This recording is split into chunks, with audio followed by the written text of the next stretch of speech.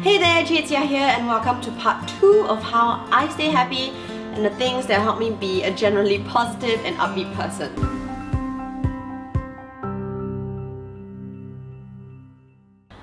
Now, if you haven't watched part 1, do check it out here.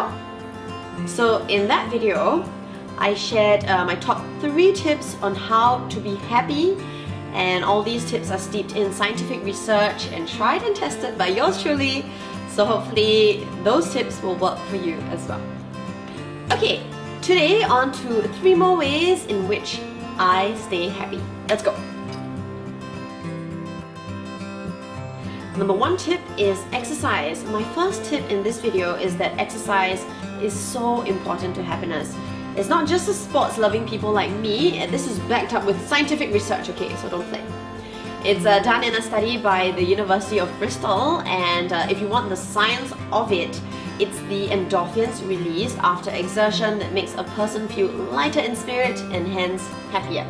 There's no denying that everyone feels better after a workout. Your mood lifts, and even if you're not the sporty sort who really likes exercising, it's like a goal achieved and something to cross off your to-do list, which itself is a great mood booster.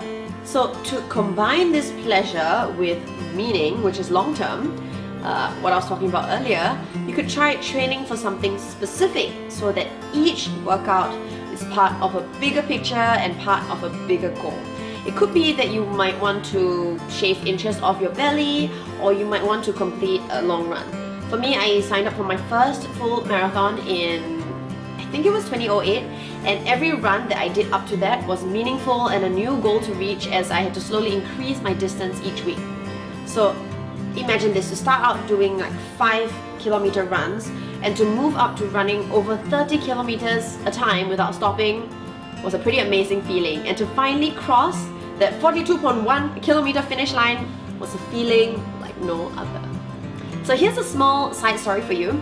I signed up for the marathon as I started running with a bunch of friends of really different ages and fitness levels. As an example, one of our friends is in his 50s and he could barely finish 2 km without stopping. Now this guy eventually went on to complete his first half marathon and later a full marathon, which goes to show that it's not about age or fitness. Everyone starts somewhere, it's just about your determination, so no excuses. Now that friend of mine also totally lost his belly, which I'm sure was motivating, and his wife was pretty pleased. So other things you could do is to plan a trip to maybe climb a mountain, or you could do a long cycling trip. Now when my friends and I had a mountain climbing trip and we reached the top of Mount Rinjani the year before, the joy was so immense it made me tear. And there was plus points, of course, for being in the beauty of nature staring us right in the face. So I say get off that couch, set a fitness goal and really commit to it. Tip number 2, show gratitude and count your blessings. Now this is something I learned along the way, to always be thankful and to always literally count your blessings. If you have problems counting them, then like I said, literally write them down in a list, 1, 2, 3, 4, and then count them. Because I actually do this every time I feel down and it 100% works. Every time something disappointing happens and I start to feel sorry for myself, I do this to make sure I don't wallow in a pool of destructive self-pity. Okay, maybe I self-pity for half an hour and I eat a lot of ice cream, then I force myself out of it. But the point is, I do force myself out of it. I write down everything I have to be thankful for, like having an awesome family or even something as simple as being able to enjoy my favorite meal of meatball. If you're a visual person, as I am, seeing all this down on paper is enough to jolt you into a state of thankfulness. You might also want to follow this up by dropping a line to someone to say thanks for being in your life, or if you're religious, you could thank the God that you pray to for your blessings. Tip number 3, volunteer. So if that doesn't work, I assure you that lending your time to people who aren't as blessed will do the trick. When you see people who are less blessed than yourself, trust me, you will start to count your blessings. Plus, I believe humans are programmed to want to help others, so that will bring you joy as well. And I found that it brings me so much joy to do my tiny bit to give back for everything that I have. You know, many of the people that I help have become friends and I care for them, and I'm happy to see some of them back on their feet with no more need for our help.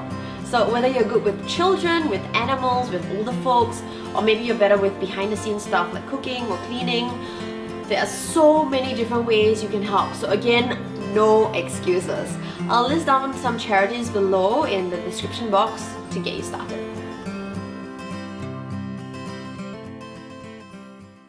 So another 3 tips on how to stay happy, and I hope you found that useful. In case you didn't already realize this, I filmed that video a year ago, so the hair is different, but still very relevant tips. And if you haven't caught part 1, please make sure you do it.